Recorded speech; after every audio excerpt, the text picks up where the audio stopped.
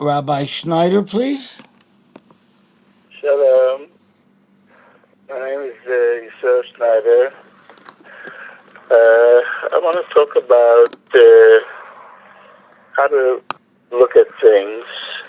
In the Torah, we're taught that the world was created in the first book, Bereshis, and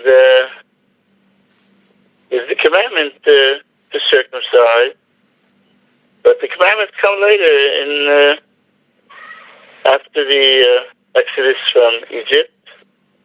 We get the Torah and the commandments. So first the world was created, and there's 26 generations.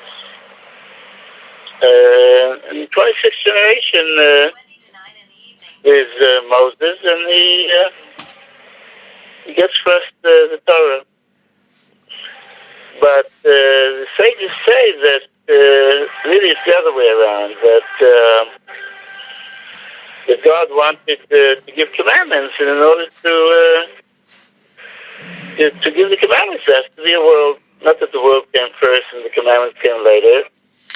The commandments really came first in God's mind, and He created the world so that there should be a possibility of commandments. That, like, first we have to have a land that you can cut its trees and make wool. And then there's a commandment to make stitches, to make fringes, right? It wasn't that the land came first. Well, since we're making wool, we might as well have a commandment to make fringes. It's the other way around. God first had in His mind that there should be a commandment to make fringes. In order for that to be, there has to be lambs who we can share their fleece, make wool, and make fringes.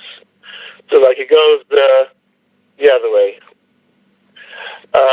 My name was Rich, I think, carries this a step further. And he said, well, the truth is, it's not the commandments.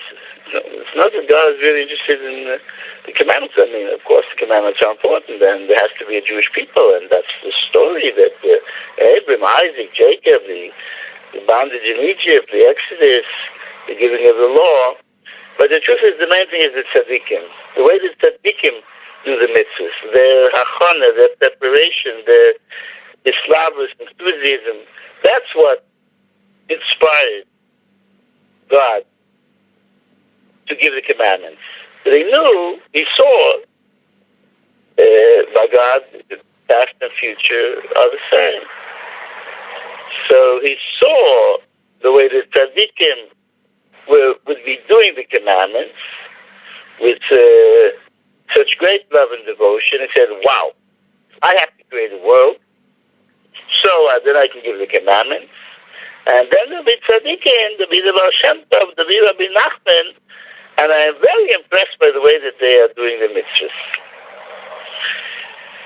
So this is like this sages say that the Nimnach v'nishvasem shel tzaddikim, God, before He created the world, He asked the opinion of the righteous. What do they have to say? This is like one way of understanding this, that it was for the sake of the avodah, the services of tzaddikim, that the whole Torah was given. The rest of us, simple people, okay, we also have to do the commandments. But the real thing is the way the tzaddikim are doing it. And that's the real reason the commandments are given. Now, that's on the level of avodah. What's really important? We have the world, we have the commandments, we have the service of the tzaddikim. That the Medrash Maggid is saying that's really what it's all about. And that's why the Hasidim are running to see the tzaddikim, because they want to see the way tzaddikim do their service, because that's what inspired God to create the world. The whole business is because of that. But there's also another thing about consciousness, that each one of us has a different consciousness, right? I'm Israel Schneider. My father, Isaac Meir Schneider, lost his parents and his whole family in the Holocaust. That definitely affected me. So the idea is that God is interested consciousness of the person. And the consciousness of each one of us is dependent on what we have been through and what our parents and grandparents, going all the way back to Adam, have been through. So that the sages say, a person is supposed to say, the world was created for me. This is one way of understanding it. In other words, whatever has happened, God made all these things happen on a certain level, since God is infinite. So he has all of us in mind, and he is interested in the consciousness of each and every one of us. And he's putting us into the world at a certain point that we should be influenced by what happened to our parents and our grandparents, or going all the way back, the whole story. And this is universal. This has to do with the history of mankind. But the Jewish people are special, right? He's especially interested in our consciousness. And he has chosen us. This is besides the whole story of the commandments. Is the level of the commandments are the way we pray, the way we learn. But our very consciousness is important to Hashem. God is interested in us. And so let's try to do the best we can. Amen. All the best. Yisrael, Yes, sir. I thought you were going to say a few words about the hot topic now. If a person can have the world to come without Tchias HaMeisim, and we've been talking about this lately, I believe. Okay. Shemir wants me to talk about this. It's a very complicated sugya. Excuse me, Israel. Let me Yes. tell our listeners, our watchers, that we put up a very beautiful clip from Rav Yisrael Reisman talking exactly about this question. And Okay, I haven't seen the clip. I don't know what the rabbi said. I'll just say a few words since you insist, and I don't want to let anybody down, especially not Yeshua Meir, who's done a lot of favors for me. So the thing is like this. The question is, what is Olam Haba, right?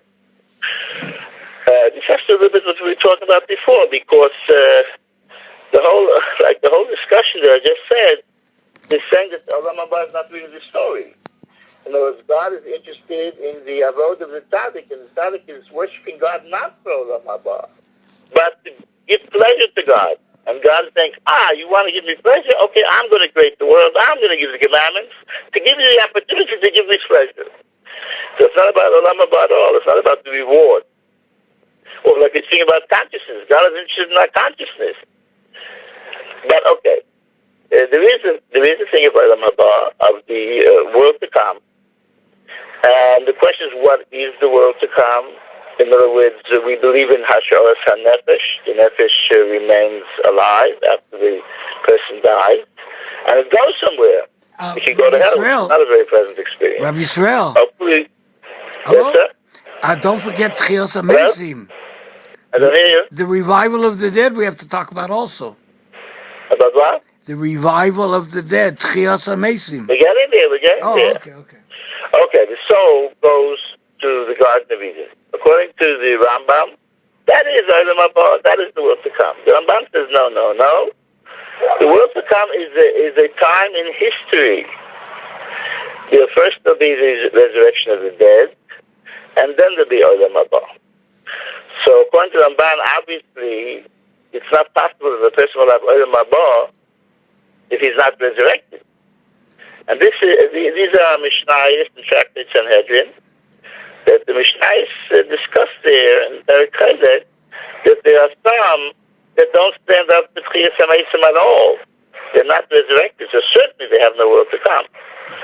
But there are others that are resurrected and are judged and lose in the judgment, and I guess just disappear and do not merit to the world to come. So that's the standard way of understanding it, not like the Rambam, not like Maimonides. We're not talking about what happens in the Garden of Eden. That's a separate story. That's like the soul is like waiting after the person dies. If the person dies in 1500, he's sitting there and he's waiting for the resurrection of the dead and to merit to the world to come. And may we indeed merit to a pleasant place in Gan Eden. Hopefully in this world also things will get better. We're waiting for the Mashiach to come. We're waiting for things to get better. And eventually the dead will be resurrected, and we will merit to Adam Abba, to the world to come. Amen. Amen. Amen. Yes, sir. Are you satisfied? Yisrael. Yes, sir. Another question that came up, and I hope to put it up on the YouTube shortly from Avigdor Miller. There's a person. I don't hear you. A new question came up, and Rav Avigdor Miller talked about it. Do we see our friends, our family in Olam Haba? Again, Olam Haba, it means two things.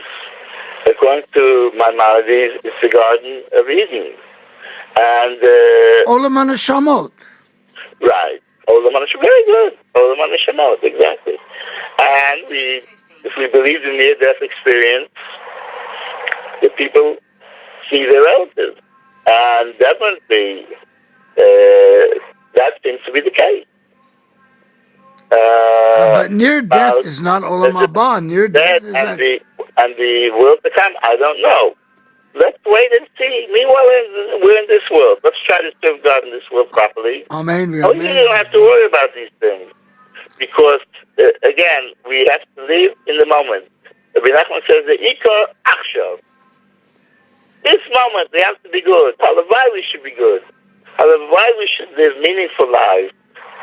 All these stories about what's going to be, what will be, will be. Keser Astra. Yes, sir.